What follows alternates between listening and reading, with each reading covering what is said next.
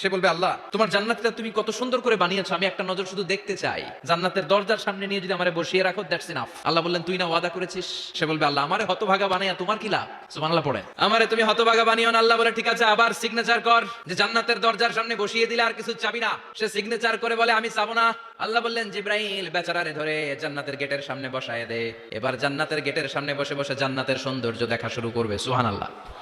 ওই হতভাগা লোকটা বলবে আল্লাহ এত সুন্দর জান্নাত তুমি বানালাম, চোখ দিয়ে সৌন্দর্য দেখি, কান দিয়ে আওয়াজগুলো শুনি, হুর আর গেলমান হেঁটে বেড়ায়, এত সুন্দর জান্নাত চোখ দিয়ে দেখি, ঢুকতে পারি না, আমারে কষ্ট দিয়ে তোমার কি লাভ?